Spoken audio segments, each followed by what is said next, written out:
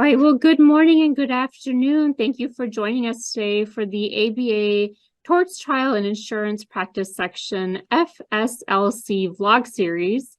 I'm here with my colleague, Svetlana Gitman, who is our fantastic Commercial Division Vice President out of Chicago.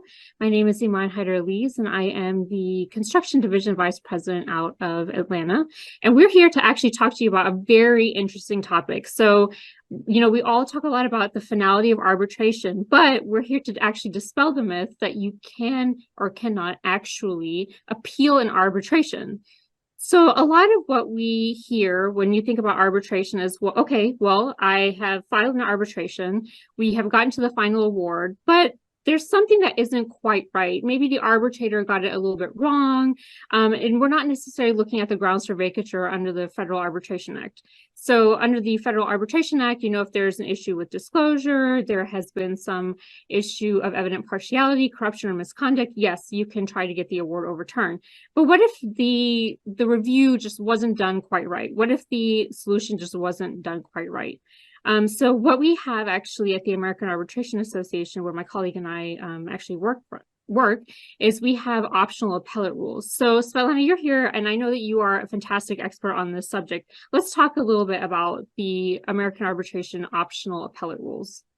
Sure. Thanks, Iman. And we can go on to the next slide as well. So in about 2013, in response to the Hall Street case, the AAA designed a private appellate process.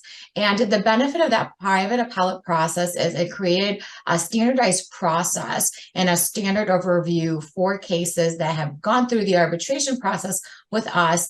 But like you said earlier, the parties just were not happy with the outcome. They think the arbitrator or the panel got a material issue of fact wrong or a material issue of law wrong.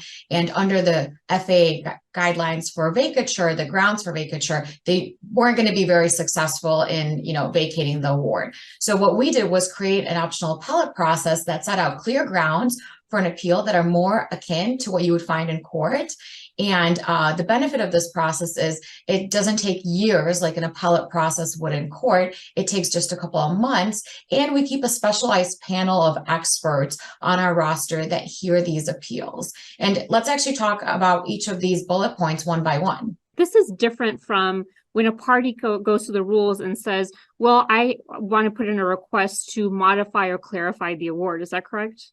Exactly. This is a whole different process. So under our commercial or construction rules, a party can ask to clarify an award, modify an award, like the arbitrator got the math wrong. This is a more substantial basis. Like I mentioned, it's the arbitrator got the law wrong or got a material issue wrong. So it's not something that you could file unless you agree to this optional appellate process, which you could do in your arbitration clause, or as I like to try to explain to parties, at the beginning of a case. You can always agree to use this optional appellate process at the beginning of a case, even if it's not in your contract. You're probably not going to agree to do it at the end of a case. One of the parties is most likely gonna like the award and not want to have grounds for an appeal, or even halfway through the process. One side may feel like, they have more pull with an arbitrator than the other. So really the optimal time is to do it at the beginning of the case. And so this is a picture of what our appellate rules look like. They're pretty brief, but they provide a standardized set of procedures and rules to govern the appeals in the arbitration. And it's streamlined, it's predictable, and it's an efficient process. And our next couple of slides will show you how it is so. So Rule 10 of the optional appellate process actually provides the grounds, which is what I think many of our users really like. So it could be appealed on an error of law that is material and prejudicial, or determination of facts that are clearly erroneous. So very similar to the grounds that you would appeal in court, not those high grounds for FAA vacatur, which are often hard to meet. So it's not going to be, my arbitrator didn't disclose blank. So I'm trying to get this overturned, or I'm trying to get rid of it. This is actually a very specific ground for what is presented in the case and whether or not the determinations of the facts were maybe erroneous or unclear. Yeah. This is, anytime you hear appeal in the context of litigation, you think, oh my gosh, something that's going to add on years and years onto the time of a case. But that's not what happens with our optional appellate process. Our optional appellate process is great for parties that like the finality of arbitration, but want to protect themselves in case there are those errors that are made. And so this optional appellate process is completed in about 3 months because it is very, very streamlined. And go on to the next slide. We'll hear what happens once a party files an appeal, and we'll go step by step, but it's really important to know that we do keep a special roster of appellate experts, and these tend to be retired judges, retired appellate judges from all over the country. And this roster is composed of over 120 arbitrators. We have them both for domestic and international cases. All right, so how does the process work overall? I know you talked a little bit about having the actual clause itself maybe in your contract, in your agreement, if you're not agreeing to it in the middle of what is your actual process and procedure. So I know that you have an example of what a typical provision looks like. Talk to us a little bit about what that provision should include. Yeah, so for parties that have arbitration clauses in their contracts, the way to include an appellate clause is, and I won't read the whole entire language to you, but here's a sample appellate clause that we include in our appellate rules. But yes, it is very important. And most of the way that we do see these appellate cases filed is because there is a clause. But like I said, you can always agree at the start of the case to use this process and then draft like a clause like this after a case has already been initiated. So what do you do once you have the final award and you do have the agreement to move forward with the optional appellate rules? Right. So this is kind of like the outline of what the steps to take once you realize that, we have an appellate clause or we agree to an appellate clause. We are not happy with the award. We think there was an error of law or an error of fact that was made. What do we do now? A party has 30 days from the entry of award to file the appeal. There is a filing fee for the moving party. So it is $6,000. So you probably don't want to use it in your smaller cases, but this is something that is more for larger cases. We've already talked about the grounds for appeal. So you have to sort of set out the grounds that either it was an error of law that is material or prejudicial or determination of facts that are clearly erroneous. Then what you need to do is the arbitrators or an arbitrator needs to be appointed. If the parties cannot agree as to whether they want 1 or 3 appellate arbitrators, under our rules, it will be 3 appellate arbitrators. Now, if the parties want to save on costs, they can agree to 1. Most of the cases we do see a panel of 3, but parties are always free to agree to just 1. Then 10 days from the confirmation of the panel or of the single arbitrator, a preliminary hearing is scheduled and a scheduling order is entered. And the best part, the most efficient part about this process is that it's the 21-21-10 briefing schedule. And that is why when I say this only lasts 3 months, it really does only last 3 months. There's no time wasted in filing the appellate brief. The appellate brief has to be filed 21 days after service of the moving party's notice of appeal. There's a 30-page limit for the brief, 10-page limit for replies. So this is a really swift, organized process. That's great because a lot of times, through a regular arbitration, there's a little bit more flexibility, which I think is great. It's great to have flexibility in arbitration, but every now and then we'll get kind of these longer briefing schedules, or it takes a little bit longer. You have extra days, but this is a very clear-cut process. But the parties can still agree to go outside of the schedule, right? So let's say there's a vacation issue, or the holidays are coming up. They can agree to extend these deadlines. Is that correct? They do. It does have to be by agreement, and it has to be with the approval of the arbitrator or the panel. So again, by this time, they've gone through the whole arbitration process. They have a final award, and now sort of one side was challenging that final award. So we do not want to drag out the process any more than it has to be. So how about the next few steps? Yeah. So then once the briefing is done, a decision has to be given within 30 days of receipt of the last brief.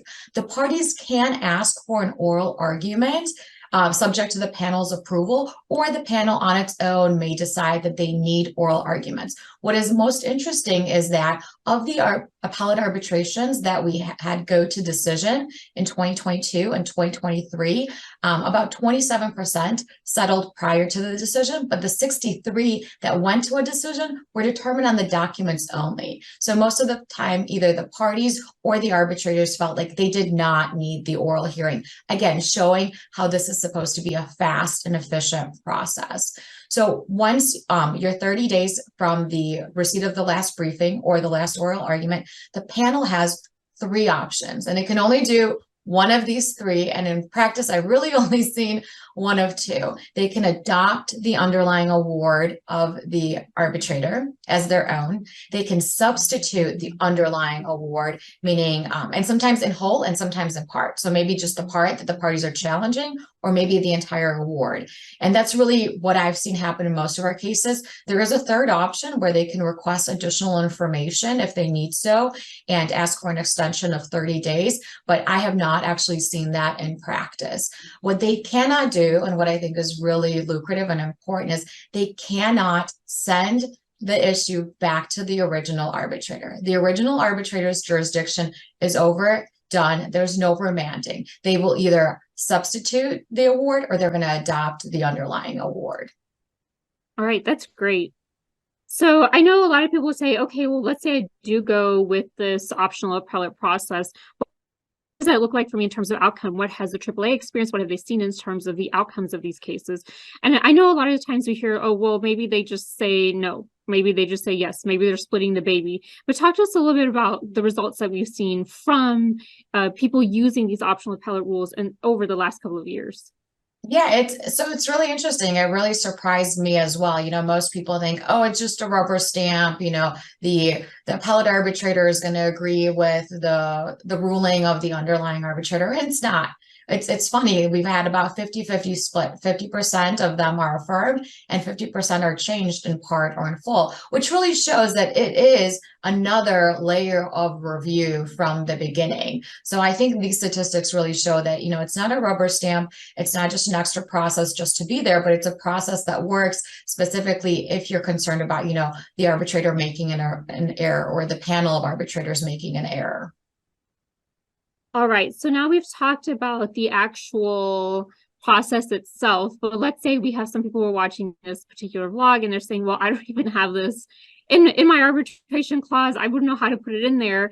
And one thing that the AAA is really great about is creating tools, you know, making things available to our filers, making things available to counsel, those who are actually drafting the clauses as well. And we have this great tool called Clause Builder. So can you use Clause Builder to add the optional appellate rules to your contract? Absolutely. So Clause Builder, like you mentioned, is a free tool, which means it does not cost you anything. You just go online, and what it does is it drafts a customized arbitration clause for you, industry specific. It will ask you a series of questions of what kind of things would you like to include in your arbitration clause. One of the things it will ask you is if you want an appellate clause. So it will give you the language. Like we said earlier, go to this website, plug in your information, and it will actually generate the clause for you to cut and paste it. We're actually piloting something that's going to make it even easier. We're piloting a Clause Builder AI version of this free tool already that you're going to be able to just go onto the website and type in sort of like the way you speak to any LLM or any, you know, ChatGPT, Claude, whatever you want to call it, and it will be able to give that clause for you. So definitely something to check out. If you like this idea, but don't know exactly what you would want it to look, this is a tool that can help you see that. Great. So thank you for joining us today. Hopefully this has been beneficial for everyone. Of course, if you have any questions about the optional appellate rules or just general questions about the American Arbitration Associations, their rule sets, and what services we provide, you're welcome to reach out to us as well. Svetlana, any parting words for our listeners? No, just feel free to reach out to us. We're always here to help. All right, great. Thank you so much.